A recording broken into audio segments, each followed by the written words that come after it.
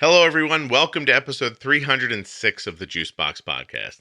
Today's show is sponsored by the Contour Next One blood glucose meter. You can find out more at contournext1.com. There's even a form there to fill out to find out if you're eligible for an absolutely free meter. And the show is also sponsored by my favorite diabetes organization, Touched by Type 1. You can check them out all day, every day on their Facebook page, on Instagram, and at touchedbytype1.org. If you can't remember those links, they're available right in the show notes of your podcast player and at juiceboxpodcast.com. Sziasztok! A Gyümölcslé podcastet hallgatjátok.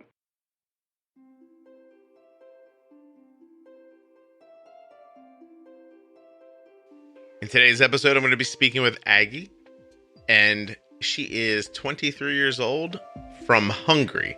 Don't worry, she won't speak in Hungarian. That was the only time she'll do that right there. Where she said, "You're listening to the Juicebox Podcast," or something very close to that, as far as I can tell. We're going to get started quickly here, but please remember two things. One, I don't keep the guest's biggest revelations till the end of the show on purpose, but it did happen today. So remember that. And also remember that nothing you hear on the Juicebox Podcast should be considered advice, medical or otherwise. Always consult a physician before making any changes to your healthcare plan or being bold with insulin. I just got back from Dallas, where I did a talk at a Type 1 event, and I'm exhausted. So I'm expecting the ads to be completely ridiculous. I apologize now to Contour Next One and Touched by Type 1. What do you think of that? Getting ahead of it. By the way, worst travel weekend ever. I will tell you about it sometime soon. Really, really upsetting. Ooh, the music. Bum bum bum bum bum bum bum bum bum bum bum bum bum bum bum. Sounds just like that, doesn't it? To make things easier, you can call me Aggie because it's more international. So, and it kind of fits my name. Agnes is my full name, Agnes in Hungarian. But Aggie is fine, I like it, and I call myself that in English, so yeah. Hello, I'm Aggie from Hungary. I'm 23 years old. I'm a production planner and a food engineer, and I have diabetes since I'm 5 years old. 5 years old. Okay, normally I would make some stupid joke about math, but instead I want to know what a food engineer is. Oh, well, it's kind of complex because you can work with food engineering, really like producing new kind of food. But these days, that's really impossible because we have all kinds of food. You can work with improving the technology or supervising the technology and stuff like that. But I had an opportunity to work as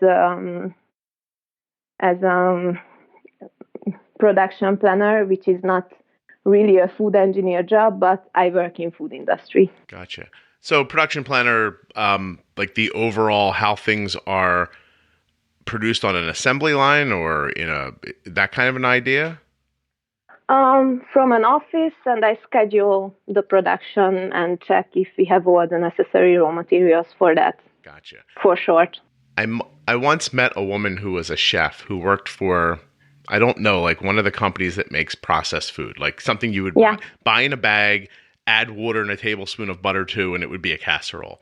And it was her job. It was her job to put the ingredients in that dry concoction that you get in the bag to make it taste like what it was supposed to taste like when it got to your table. It was really fascinating.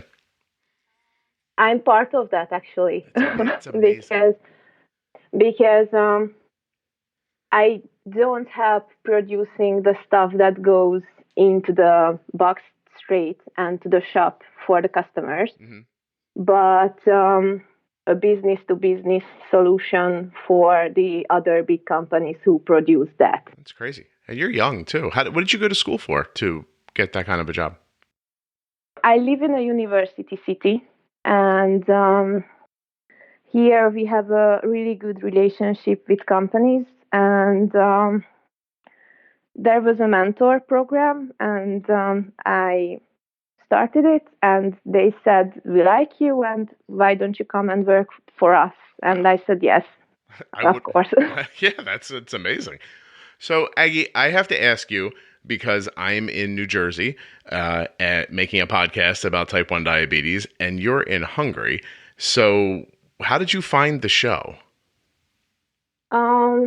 About exactly a year ago, I found it, and it was due to the fact that I wanted better control, and I wanted to find people who are in the same shoes as me, because here in Hungary we have a really conservative system, and there are really good doctors. Really,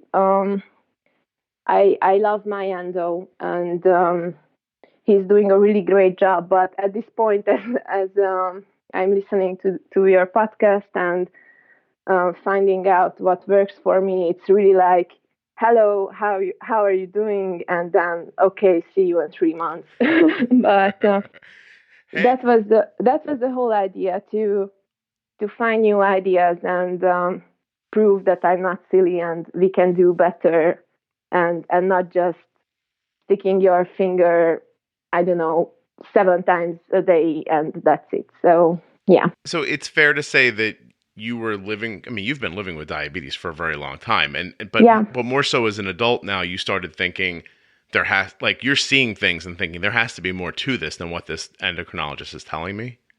Yeah. So I'm actually from a small town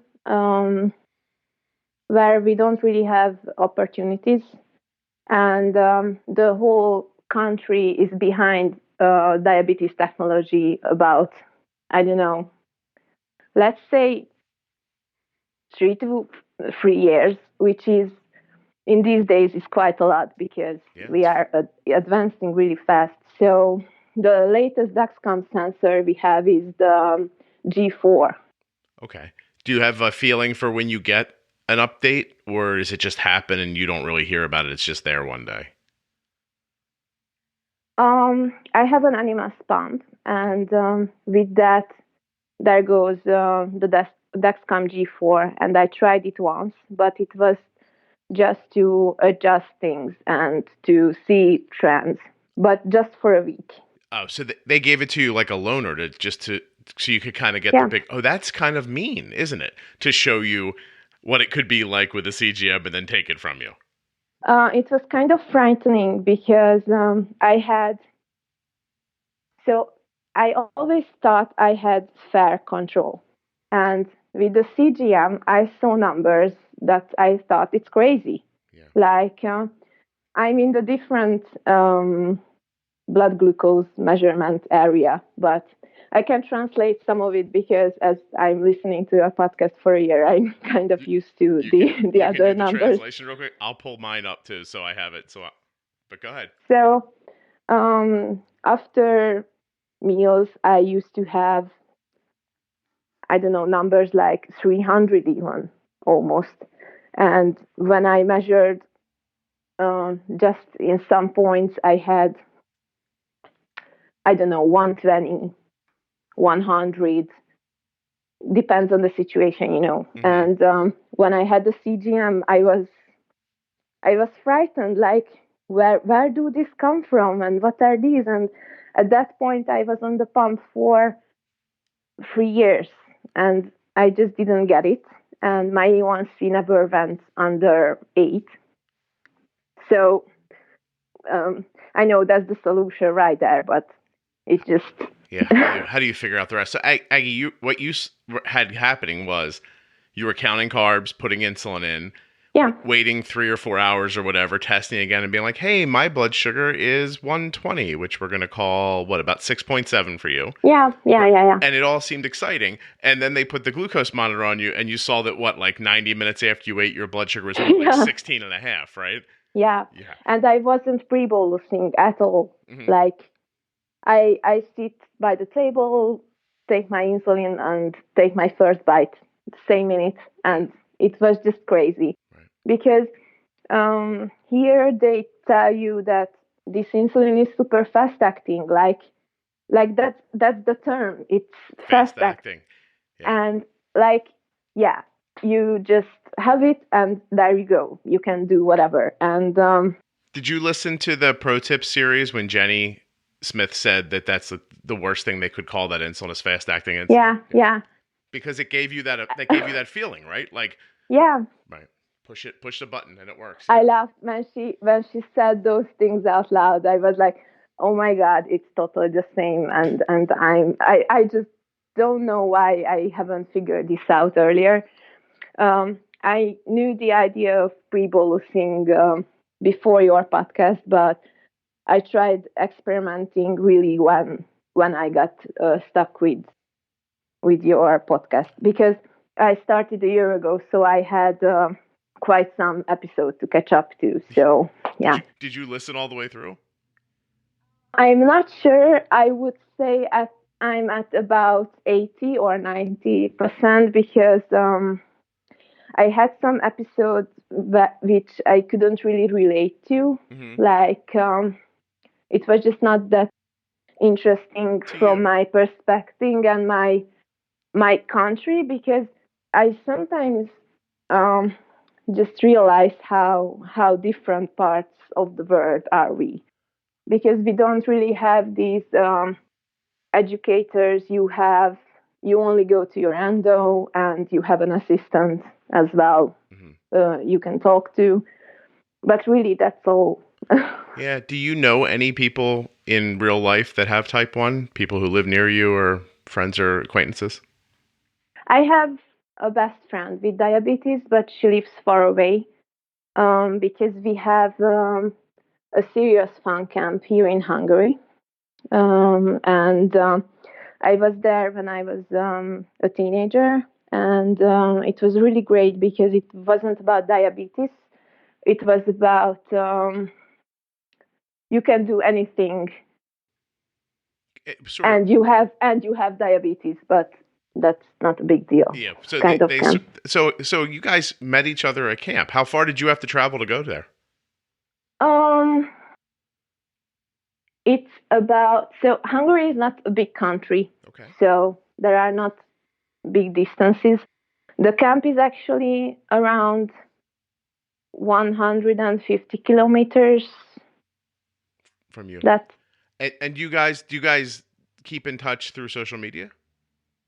Yeah. And once we had separately a holiday in Prague, and accidentally we met there. So really, you just bumped into each other in Prague? Yeah, I traveled to Prague with my boyfriend, and I posted it to Facebook, and she said, "Oh my God, I'm here as well," and I'm like. It was not scheduled at all, and it was really fun. That's amazing. That really is cool. Yeah. Well, I am so when you make that decision that day, like, I need to find out more. What did you imagine? Like, did you just, as a younger person, think I'll look for a podcast, or did you find it on like Instagram, or how did you? I can't figure out how you even learned of the existence of this. I really love to Google things in English because I feel like Hungary is a bit back in technology, and I just wanted to know what's the stuff, what people do anywhere around the world, what could be available for me. Is there anything others do different? And as I searched through the internet, I just my boyfriend told me that he listens podcasts about coffee and stuff like that, and I'm like, that's so dumb. Why I wouldn't listen to a podcast with diabetes? And you were the number one in my search bar. I don't know from where or which site. It was a collection. Yeah. Well, I'm also glad to know that you think that a podcast about coffee is stupid, because I think you're right about that. I need to know. I love coffee. Yeah. I love coffee, and coffee is my life. But just weekly podcast about coffee sounds a bit silly to me. But I really have to figure. I'm going to find out what you talk about on a podcast about coffee. This coffee's hot. No, actually, it's really a food engineer stuff. Oh, that makes more sense. Okay. All right. Yeah. I was just thinking, like, how long could someone, wax poetic about coffee before I got bored? I think it's about 18 seconds. Of course, there's probably people listening now that's like, you're pretty boring too. So I get it. I think it's a bit different coffee culture we have here than you, because we have I don't know the English term for that. New wave. Yeah. New wave? New wave, kind Gotcha. of. Yeah, I think that's how would I translate it. And it's different brewing methods and roasting methods and stuff like that. It's kind of interesting, but I wouldn't listen to it. Gotcha. How would you have said new wave in Hungarian? Új hullámos. That's what I'm going to call the episode. Yeah. I'm going to have to get you to spell that for me later, but that's not either. Yeah. So you start looking out in the world. You have an Animus pump and no glucose monitor, but you had the information from this 1 week that the doctor gave it to you. Do you have a glucose monitor now?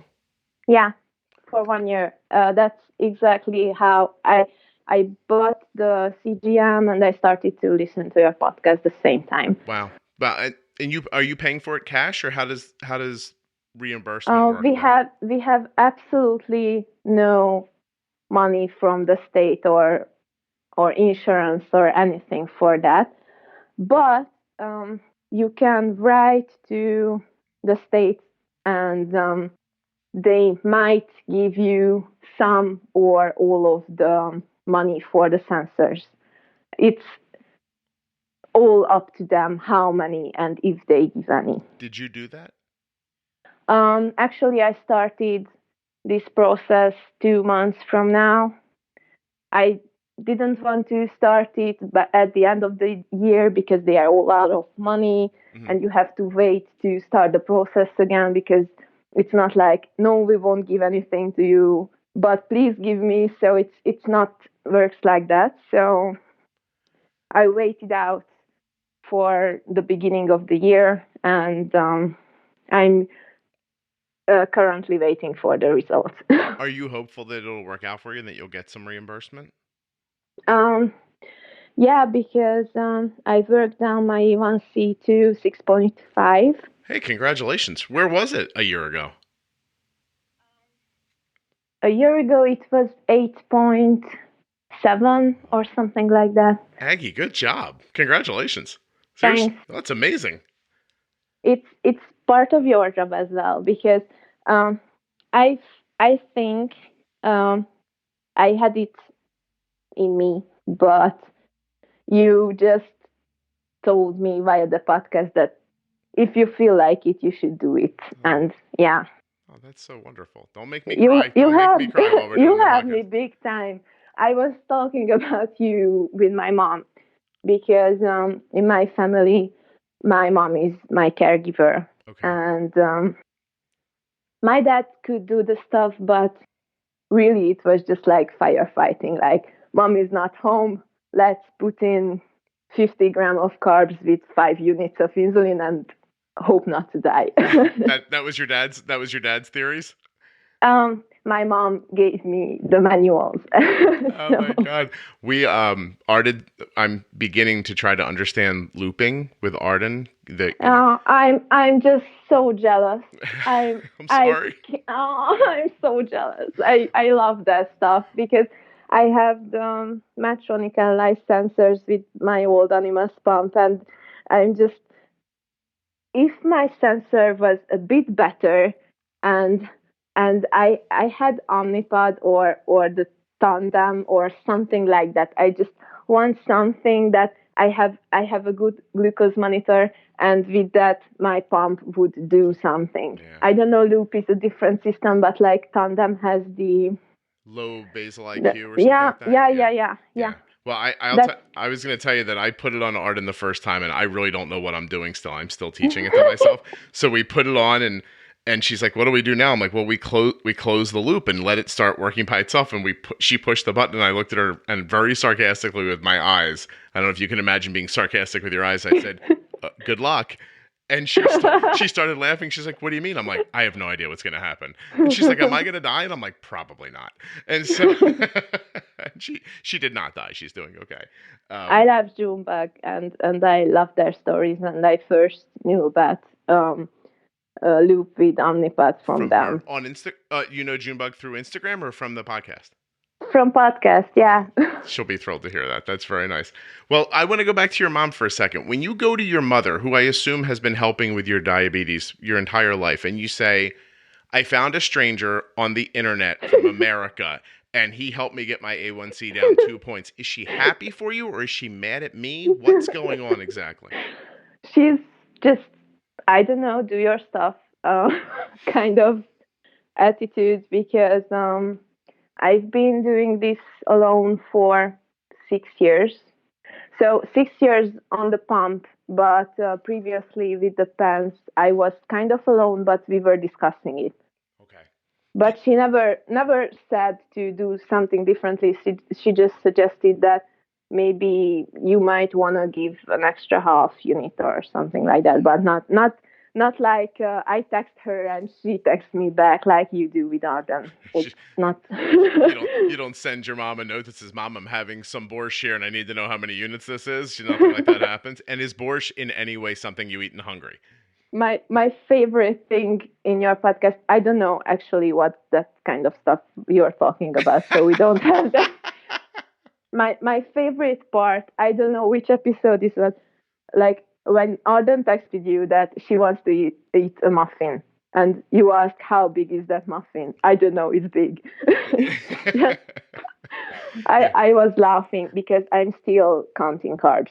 Well, I'm glad you thought it was funny.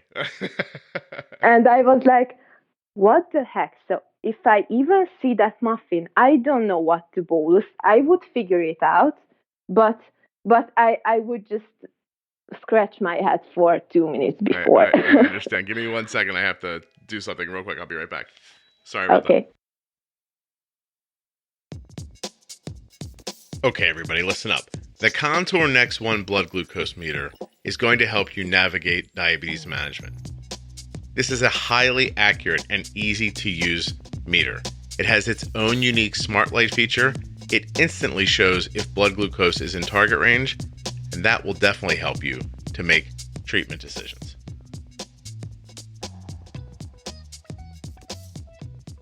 We all know that the age of smart diabetes management is upon us, and by integrating your blood glucose meter with a smartphone app, you can simplify the management of your diabetes, and the Contour Next One allows you to do just that.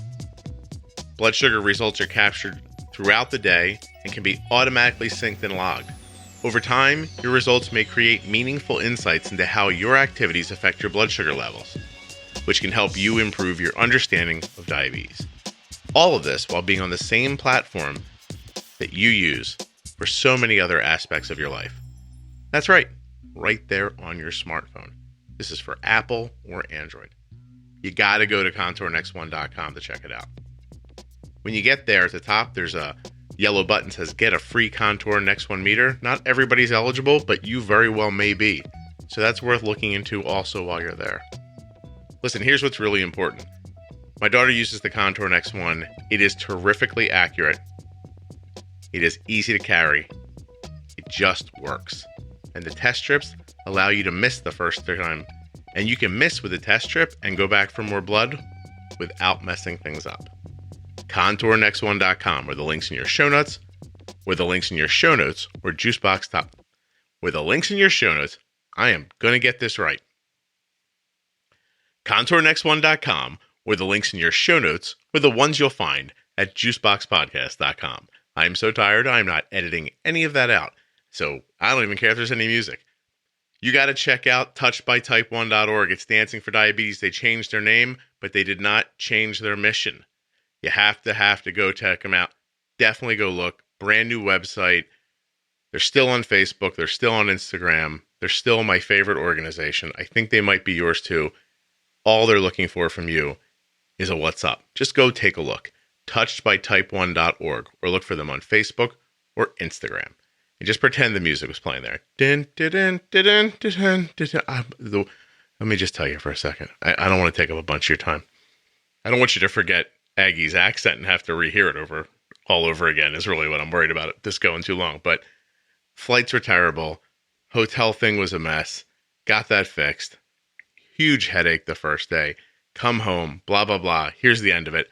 Left my iPad in the seat back of the plane. Lost my iPad. My iPad is gone. I tried to do something nice in the world, and for my trouble, the world took my iPad.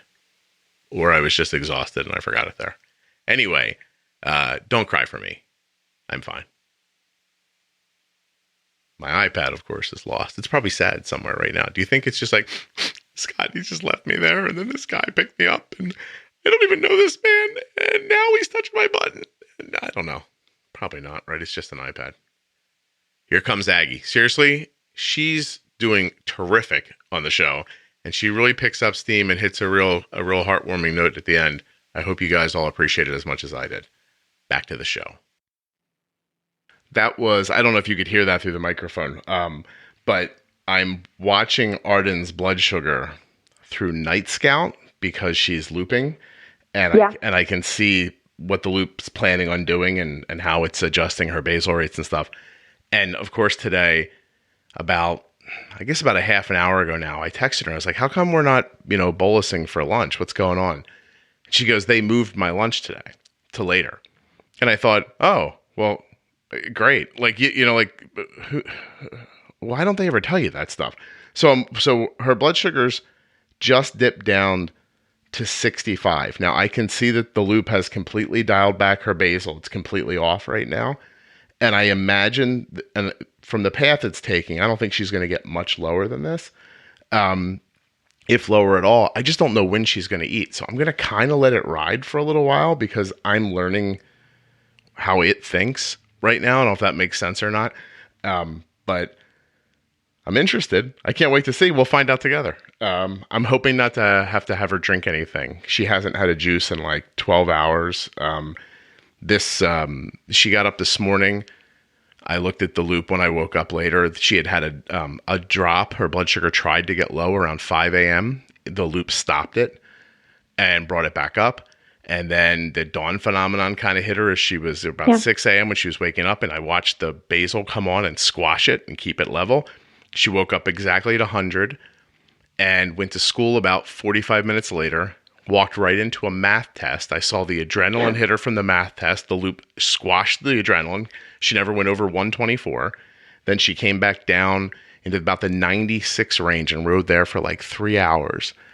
And now she's 65. But in fairness, that food she ate this morning. Oh, by the way, around 9 o'clock, she decided to have a churro, which I don't know if that's something you know what that is or not. But, I know that, yeah. Okay. So she's like, I'm going to have a churro. And I was like, whatever. So it took care of that. No spike.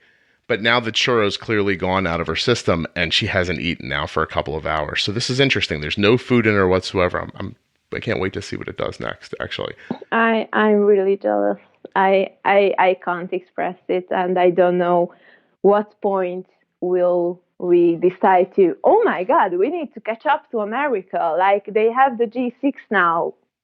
We have to do something. Let's get something. And is there a government entity that you could reach out to and say, hey, look, there's like, why are we not working harder to have up-to-date technology for ourselves? Could you become like a diabetes advocate in Hungary? There are a lot of people working on getting reimbursement on sensors. Mm-hmm. I could be a part of it, but you're busy. I do it in a smaller level. I'm trying to help other diabetics and tell them their current options. And it's not my thing to go to the government and do stuff, but I help them and whatever we need to do to join them and stand behind them. I'm there. Yeah. So are you like my satellite office in Hungary? Are you? Yeah. You're selling the podcast over there. Thank you very much. I'm trying, but I don't really have that many diabetics who speaks English as good. So I'm trying to give the information and the ideas, and I show them what works for me. and what I do. And it's part of your podcast. But I I I know more parents who have smaller kids, and I talk to them. And when I like my best friend here in Hungary, I tell them ideas. And anyone who's curious, actually, I'm part of Hungarian diabetic groups, stuff like that, in Facebook. So You're just trying to get the word out. Do you find people resistant to the idea of how you're handling things? yeah. Yeah, because it's not what they've heard. And not just that, because so I'm pretty lucky to have a job from where I can afford to buy a CGM. I see. It's really costly here. For kids, it's almost 100% that they will get the reimbursement. So when you become an adult, though, it's on you. And yeah, you're 18, and I don't want to say something nasty. So you're 18 and you're on your own, and go F yourself. yeah, gotcha. Kind of like that. And it's same with the pump. So you get it for I don't know how many dollars, but it's not a big money. It's like you could buy it in any social place you are for kids. Okay. But as soon as you're 18, it's a month of salary with 80% reimbursement. It's not. And I know I'm in a good place because insulin is almost free, and I know the situation in America about that. So I feel lucky that I have insulin for free. So they give you the insulin, but the technology they're not as free with. Yeah, pens are free, and do your stuff. That's interesting. Not even the test strips are free, actually. Those so you have you have 5 strips per day for 1 month, and it's about $5. So it's not a big deal. But if you don't have a CGM, 5 finger sticks is just nothing. No, of course. Yeah, 5 doesn't begin to. I mean, once you've seen the CGM data, right? Now you know 5 is just. It's not even close. It doesn't help you at all. I think you'd have to probably finger stick in excess of 10 times, probably a dozen times a day to even begin to start understanding what it is that you're not seeing, I guess. I'm trying to figure out how big Hungary is compared to like a state in the United States so people can understand.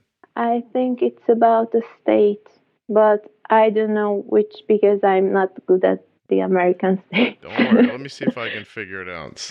Hungary size compared to Texas. There, somebody has Googled it before me. We'll go with their Google, somebody else's Google foo. Hungary is about 7 times smaller than Texas. Texas is approximately 678,000 square kilometers, while Hungary is approximately 93,000 square kilometers. Population of Texas is 25 million. The population of Hungary is about 10 million. Okay, so the reason I looked is because I realized I had a conversation with somebody the other day where I said something that doesn't really match reality. I said if we all just lived in, I forget how I put it. I was like, if we all just lived in, I don't know, a place the size of Texas, you'd think they could figure out how to make diabetes supplies more affordable and accessible to everybody because there'd be so fewer people that it would be easy to do. But you're in a situation like that and it's not happening. So my question that I hope it doesn't feel insulting, but is Hungary, is it a poorer country in general? I don't like this term because yeah, that's what I'm saying. Put it in the context. I don't find it insulting at all. Okay. I would say there are very poor people who I think there are more than in the imaginative country you would ideally just imagine. Yeah. Yeah. There are people who are really just in a good place and they don't want to choose anything. And there are very few rich people who are rich due to the big amount of poor people. Mm-hmm. And I really hate this situation. No. Yeah. So I would say health technology here, if you want to do something to advance yourself and be healthier, but it's not compulsory to live, you won't get any support, and it's really costly here. Yeah. So I gotcha. It's been a long time now, but I once went to the Dominican Republic to give a talk about type 1, and the one thing that threw me off by it was that I was in a hotel that was being guarded by a man with a shotgun, and then the next 5 storefronts going down the street were abandoned, and then the 6th storefront was a Ferrari dealership. And I couldn't make sense of it in my head, that there were people there who couldn't keep their businesses open, the businesses that people needed, that the crime was bad enough that, my hotel had a man with a shotgun standing out front of it. And yet somebody, not just somebody, but a lot of people could afford to buy a Ferrari. And it just, I don't know, it never made sense to me. It was really hard to imagine. And those people were living on 30 test strips a month from the government.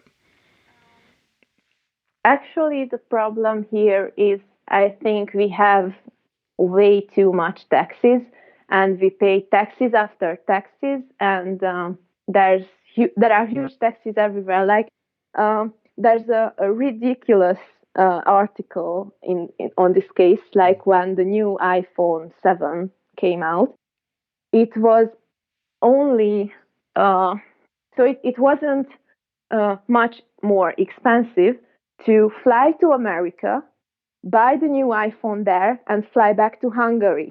Oh, how much does it cost to fly to America?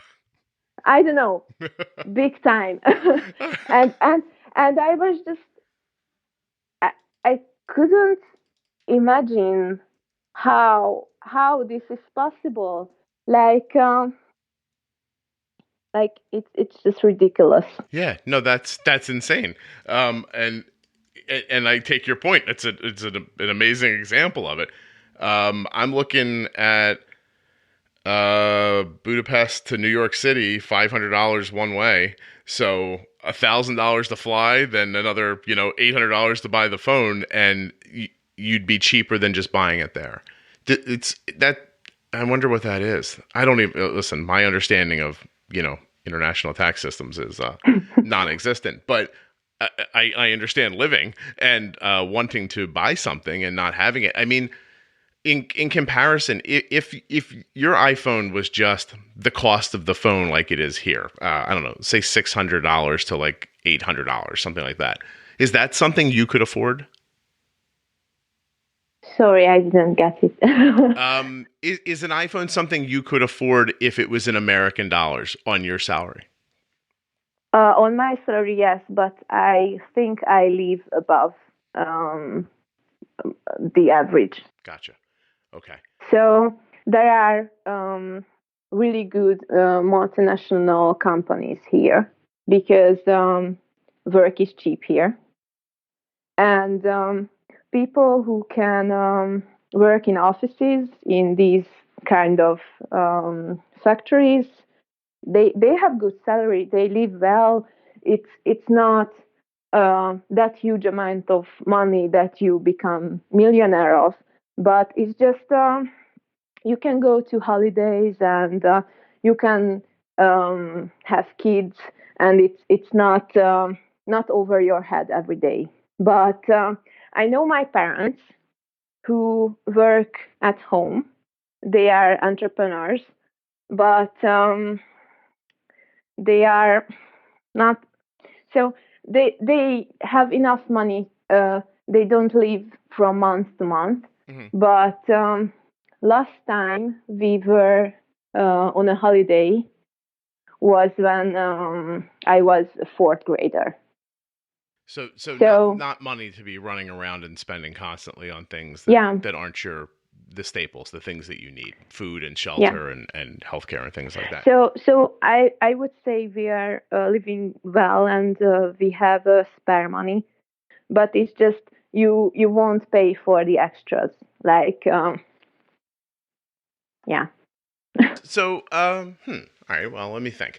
You have you have your CGM now that you're paying cash for, and you're pumping, and you've got your A1C crazy good. You're pre-bolusing and doing, I guess, all the stuff that we talk about on the podcast. Now, has your life, like, with diabetes, become like less of your time and attention? Would you call it easier now, or what's your experience been in this last year? More of my attention, but more effortless. So it's like thinking about, oh, it's gonna rain. I will take this raincoat with me. Okay. So that kind of thing. So a little more pre-planning, but then your results are much better and other things get better. Yeah, and so I wasn't really at a good place when I started to take things in my hand, because I was pumping, but I didn't want to put much effort. I had times when I used it something like a pen. I I wouldn't adjust basals. So the basal program I would adjust, but not temple basal or something like that. I wouldn't do those things. Um, then I started to use those functions on my own with more or less success. And then I was thinking that maybe I should do something more. I have my own job. I can buy this, and maybe I won't have that many spare money, but I could buy my healthiness, my health, and that's not something you can measure in money. No, I agree. I think that you have to put. I don't understand what the. Let me see how I want to think about how to put this. So I saw someone today say, "I don't let diabetes stop me," and then they said, "If my blood sugar is 500, I don't leave work. If I'm low and I'm doing something important, I press through it." And I thought, that's admirable. Like, it is to be hit with something that's that harsh, but it's something I'm having trouble describing. And I've tried a couple of times, and we'll try it again here. The idea that pressing through doing a dangerous thing for yourself, that's not success. That's No. That's being like bullheaded, which is, it's very valuable at some points in life. But you can't confuse, I didn't let a 500 blood sugar stop me today, with, I don't know, something that's particularly good. It's not bad. I mean, I see their point. Like, I didn't get a high blood sugar and go, I have to go home from work, or I can't go to school today, or something like that. I get the point they're trying to make, but I don't understand what their goal is, I guess. I had a 300 stop me from doing my work, actually. I would imagine it could. It seems to knock Arden on her butt, I had to drive home because I had a wonky cannula or something like that. I don't quite remember. I was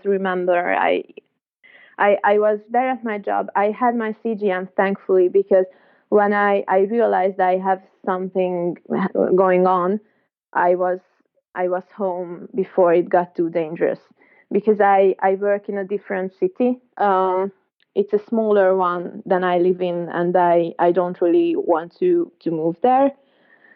So every day it's 35 kilometers from home to work, and that's backwards as well. And it was rising, and I took insulin, and it didn't stop. It wasn't a 2 arrow upwards or something like that. It was just going up, and we were after lunch, and I knew it's not lunch, because I had spaghetti, and I bolus for spaghetti like a pro. Like, nobody boluses spaghetti like me.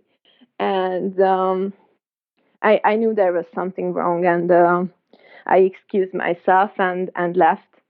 And I was right, because when I ripped out the cannula, it was bleeding, and it was it was going down on my legs, and You I weren't never had getting a the bleeder insulin. like that Yeah, before. yeah. You weren't getting the insulin that you thought you were getting. Yeah, Yeah. And yeah. and that 300 blood sugar, it really does. It's worth going over sometimes for people. Slower thought process, foggy brain, tired, right? Like, describe what it feels like to be that high. Um, at that point, I didn't had that good control for a long time. It was just the first month, and I still had spikes. So it wasn't that bad. These days, it would give me a headache, and probably I would just feel like I could sleep for a week, and I just don't have thoughts that make sense. Right. Like in my head, they make sense, but when I say it out loud, it's like it's gibberish. It just doesn't work. Yeah. Arden had so as I'm trying to dial in this, trying to get the loop right, I had one night where I didn't have it yet, and so she kept dipping lower and then, coming back and lower. And it happened like 3-4 times overnight while I was trying to get it dialed in. And she woke up in the morning and she had what I hear adults describe as like a low blood sugar hangover. Yeah. Yeah, where she just felt terrible. And the best I could tell her was, hey, we're going to eat. And I think in a couple of hours, you're going to feel better, like from what I hear from other people, but I'm not sure. And I'm sorry. And, I was like, get in school, go, so. Actually, today is a good example for that, because last night I had, I don't know, an 8 hour lasting low. Like I just couldn't make it right. I ate almost a bag of glucotabs, and it just didn't work. Like I thought I'm crazy. Like I was eating everything as in the book and as I did. And it was like eating 5 glucotabs and then go back to sleep and then check again. And It just kept going back down. yeah, it uh, came up a bit, and then it was straight down again, and my insulin was shut off, and I just couldn't think anything what So could work. what was your blood sugar like where it was low? It wasn't that low, but that kind of low which always goes lower. Yeah, it just persists and stays there. Yeah, it was around I don't know, 60, 65. Yeah. But if I wouldn't keep on eating, it would go way low. Right. I just knew. Yeah. And I had my boyfriend waking me up several times, like, you're beeping again and you're beeping again, and it was just not working out. And boys are always waking girls up in the middle of the night. but I love that, because I'm such a good sleeper that I just can't wake up to my CGM. When I'm home with my parents, my mother came from next door, like, you should eat something, because it's a lot of beeping. I'm just there silently, and so I just don't care. So not, just for, I guess, just for your edification, there are those lows overnight that when you bump them with juice or something, they go right back and then they're okay. And then there's the ones you described that just persist and won't stop. And you've got your basal shut off and it doesn't matter. You're eating and it doesn't matter. But I think then you have to, it stinks, but you kind of have to get up and eat something more substantial.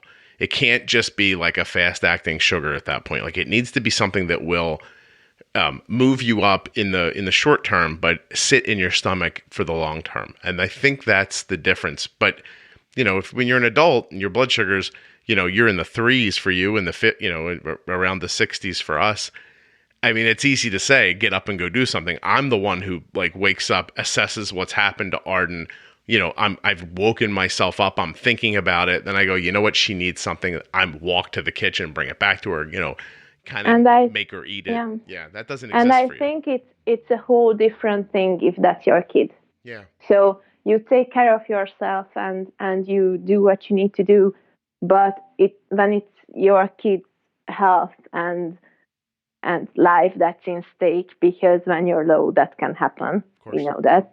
Yep. Then it's just you want to save her, you want to help her, and you just go there and give it to her. And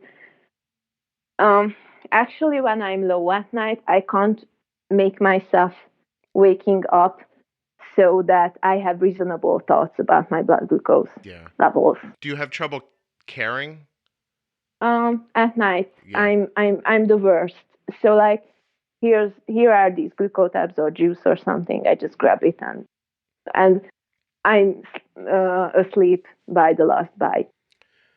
Well, Aggie, listen, I hope that by the time this goes live for people, which will be months from now, I hope I will have taken what the loop feedback is teaching me, and I hope that I've been able to expand on the ideas that we talk about on the podcast even further, because I'll give you one simple idea, okay? So I tell people all the time, use temp basal increases. If you're going to have something that's really carb heavy, like throw some extra basal on it. Try to, you've heard me say, spread the basal out over the timeline of that you think the food's going to be in your system, and all that stuff. Break out extended boluses, everything we talk about here. What I'm seeing in the feedback from the loop is pretty amazing. Because you're getting low in the middle of the night. And I know it's easy, we say it all the time, from something you did 5 hours ago, right? Insulin you had at dinner time, or is something you wouldn't even think about anymore still being an issue. But I'm seeing now that even though what we do here on the podcast works so amazing, it's still not as well timed against the needs of your body as it could be. I don't know how to figure it out without the algorithm, but I'm going to try. But what I'm seeing is it's amazing. Like Arden's basal rate is like 1.4 an hour. But the loop will sometimes see her getting ready to move, and it'll jack her basal up to 4 units an hour, but only leave it on for like 8 minutes and then go back. And then 5 minutes later, it changes it to something else. And then it says, I put in too much, and it takes some away. And then it gives some and it takes some. Now, that's not something you could do as a human being, like living, first you wouldn't, I don't think you'd actually be able to make sense of the data in a way where you could do it meaningfully. And obviously you'd like to live your life, so you can't spend all of your time just moving your basal around, right? I just imagined increasing my basal for 8 minutes, because Animas works with half an hour, and I just set a timer that, yes, from 8 minutes from now, I will shut this thing off, because it will go for half an hour at least. It's just really, it's both eye-opening and it's confusing me. I don't have my brain wrapped all the way around it yet. And this is me, in May of 2019 talking, just in case the timeline of this gets messed up and I talk about loop, 5 months ago. Meanwhile, right? Hungary still has the G4. Yeah.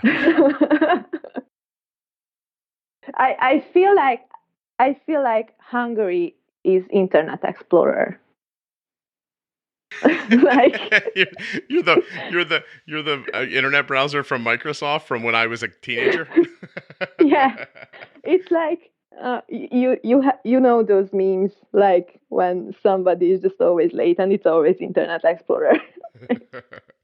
It's just. Well, you're using a pump that isn't even for sale anymore here.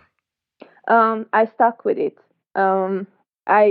I have to switch to Medtronic, because here that's the only option, which doesn't cost me extra money. Gotcha. I had their sensor because the G4 is still more expensive than the Enlite, and I kind of know my ways around the Enlite, and I know how to work together, and I know when it's off, and I know when it gives me a line like that which is kind of wonky. I have to check because it's just not that right. Gotcha. And then so the sensor is okay for me, but I really want the G6 because the Enlight only works in my arm, and I can't insert it without my boyfriend because it's a two-hand job. I hear what you're saying. You want to break up with this guy, but you can't because he Yeah, but you need him. He's got to stay. That's it. yeah. Can you imagine if you guys got into a big fight? You're like, look, You have a kid together. yeah, You just can't move on. yeah, but the kid is your sensor. So Yeah. I'm joking. I'm assuming you're not thinking of breaking up. I just painted a picture in my head of you going, look, I don't want to date you anymore, but I still need you here every Thursday and Tuesday to change my. And you can't say no to this. Plus, you have to sleep on the floor and wake me up when my blood sugar gets up. And bark. Yeah. Because, yeah, we don't have diabetic alert dogs. Yeah, either. yeah. Hey, it would be nice. This poor guy seems like he's so lovely. I get your analogy with the kid because I was thinking that I don't want to break up with my boyfriend. I thought you were saying that my sensor is my boyfriend. Oh, you did. like you're in a relationship with somebody who you want to break up with, but you can't because you are stuck together. Yeah, well, that's a different story, but I don't like to speak badly about Medtronic too much because they seem to get mad about it sometimes. But yeah, I heard their sensor's not great. I'm not mad about them, and actually what they do here in Hungary is, I think, the best option currently. Of course. No, it's amazing that you have it. And I support them when they need me to talk about sensors and stuff like that, and it's just not reasonable for me to say anything bad about them because they help me big time. Yeah, of course. My life is completely changed. So I really recommend them to everybody here. Yeah. But we need to see the other opportunities and. I hear what you're saying. You want me to say it right now? We need Dexcom and Omnipod in tandem to get off their butts over in Europe and hustle a little bit, right? Make things more accessible to people. I got you. All right. Yeah. Well, we've thrown the gauntlet down.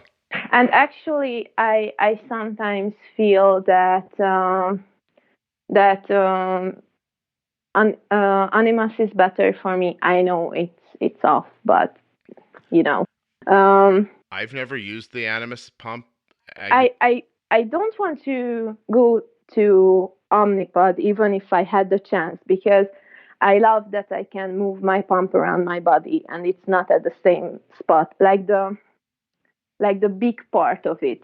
Like you have to stuck the reservoir to your skin and it's there for, I don't know, 3 days. Right. Yeah. For me, that would be the deal breaker. For you, the tubes are the deal breaker. It's amazing. Yeah, everybody has what makes, sense to them and, what's more important to them. That's why we absolutely always need choice and different things for different people that work. But accessibility is a problem for you. And that's just not okay. It's not it's not okay for anybody. You need to be able to choose. So again, these companies need to get moving. I know Omnipod has people in Europe working, so hopefully they're making inroads. I know I hear from people in Australia constantly who wish that it was there. Dexcom is behind. I would definitely try it out because I always have second thoughts on it. Like they give you a demo pod, and why wouldn't you try it out? Give it a try. Yeah. Yeah. Well, so maybe I didn't want to live with any insulin pump 6 years before. I tried out this one because I wasn't 18. It was cheaper, and I had to decide at that time. And at that time, I was like, if I decide to have this pump a year from now, I wouldn't have the money to buy it. I see. So you gave it a shot and you ended up loving it. Yeah. Yeah. I was going to say earlier that everyone I've ever heard from loved that Animas pump. So anybody who's ever used it I've never heard them say a bad word about it once. So it sucks that they're out of business. But yeah, keep using yours as long as you can. Yeah, I bought some extra supplies and some of the cannulas are working with the Medtronic pump. So I will continue to use them as long as I have them, and then I have to say goodbye. Yeah. You really have come a long way from your description. And you talked about 6 years ago, using pens, starting a pump, not necessarily because you wanted to, admittingly using the pump as just like a pen, not really thinking about the extra features that it does, just, oh, I don't have to inject anymore. I can just push this button, to a person who's thinking, staying fluid with their thoughts about their insulin and making adjustments and changing their basal rates. And you've come at an amazing amount of time and distance in a short, early in your life still, because it's, you're 20, you said you're 23, right? So this is since you're 17 years old. That's amazing.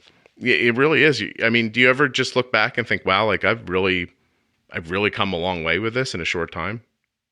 I really think this from the last 1 year. Okay.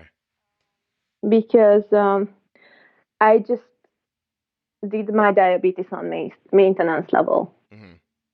And I say did my diabetes on purpose, and it's not language boundaries, because it was like a job, like doing laundry. Yeah. I wasn't living with it. It was beside me, and I acted when I really had to. And maybe that's why I didn't have good A1Cs, and I didn't have that great control. But I felt like this is too overwhelming for me, and I cannot do this. But then I just, I'm not that old, and I definitely don't want kids in the near future. But there will be a point when I want to have kids, and I want to be a grandparent, and that stuff girls think about, Yeah. So well, I just wanted to be healthy as long as I can. Good for you. And I realized that maybe I don't have complications now. Maybe my blood works are fine, but there will be a point when something will happen. And I know that I don't have terrible control, but it's not good either. Yeah. I really enjoyed the way you just said that you didn't have the diabetes as like part of your life. It was beside you, like it was adjacent to you, and you dealt with it when you needed to. But now you see it as a necessary part of who you are, and it can't be ignored, no differently than your, any other aspect of your health. That's really uplifting. I'm really glad you shared that with me. Thank you. I know won't really be talking about it right now, but a friend of mine has had diabetes since we were kids, since we were 16, and he passed away recently. I think that he would have really benefited from hearing what you just said a long time ago. So I'm sorry. No, thank you. I appreciate that. But I think you just said something that's going to help a lot of other people never be in Mike's position. So I'm really glad you shared that. Thank you. I didn't mean to make you sad. I'm sorry. No, I'm not sad. I was just thinking what really made this shift for me to make it easier to other people who listens to this. But for me, it was just I really want to stay healthy, because I'm in a good relationship now. I have a good job, but what does every good thing in my life mean if I cannot enjoy it? Yeah, and as I sorry, just one thing. As I started to make these efforts to make my life better and make my control better, it was the worst thing in my life, and it was the hardest thing, because I did everything and I put all my effort to make everything work, and it was just not making sense. But trust me, it will click in. It's really just clicks in, and you will go just as effortless as before with the bad control. Thank you. I appreciate you saying that, because it is difficult sometimes to explain to people that I know this sounds like a lot in the beginning, but that it will become intuitive and easier, and things are going to change so much. You'll be thrilled that you put the effort in up front. I'm really impressed that you did it at such a young age, actually.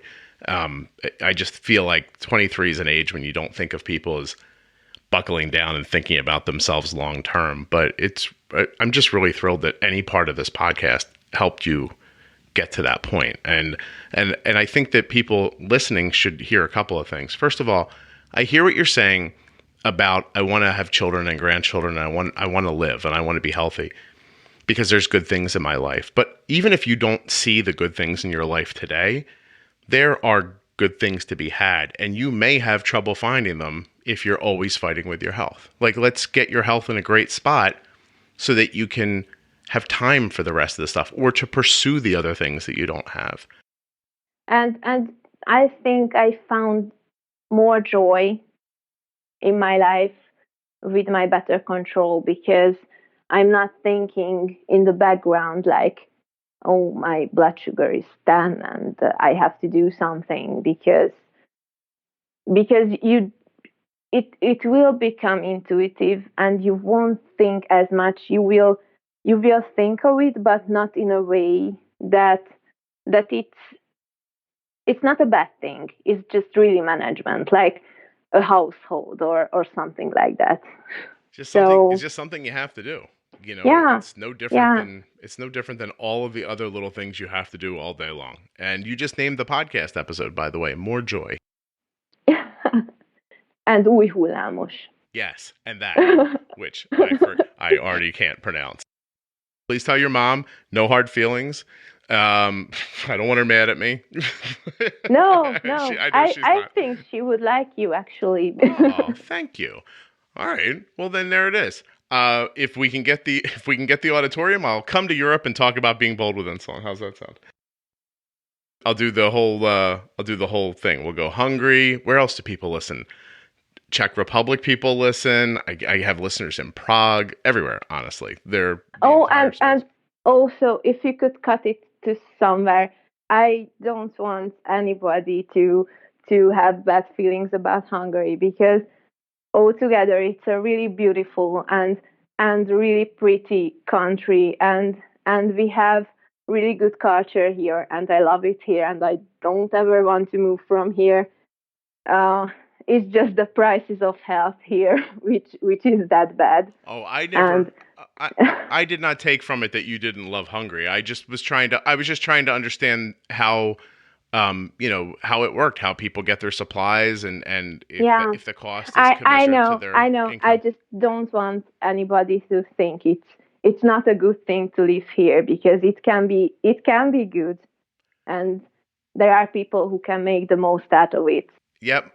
No, I believe that. My wife traveled for work, not to Hungary. Well, did she go to Hungary as well? She was in Turkey. How close is that to you? It's a bit far. A bit far? Okay. So she's been to, let's see, let me think of all the places that my wife's been. Now I'm not going to be able to list them all. But my wife's had to, for work, travel to, that part of the world a number of times. And she's always come back saying, I really liked it there. And telling me all the same things as you're talking about architecture and art and people's culture and just how wonderful and entrenched it felt with the people. Like that, where maybe here we have so many different options for how to live your life and, what direction you want to go into, that we're not all connected like you might be in a smaller place. You know what I mean? A place that's more rooted in tradition, I guess. So please, I would never take that, and I will make sure that everybody else knows that you love Hungary, and no one could possibly make you move out unless they were to bring back the Animus Ping Pump and give you a G6. And then maybe you would go to Maryland if somebody made you, right? Yeah. Aggie, thank you so much for coming on. I'm going to say goodbye. Thank you to Aggie for doing this all the way from Hungary, even though, the internet doesn't know where you are. Thanks so much, Aggie, for doing this. Thank you so much, Aggie, for coming on the show, for finding this show all the way in Hungary, and for representing all the people living in that part of the world.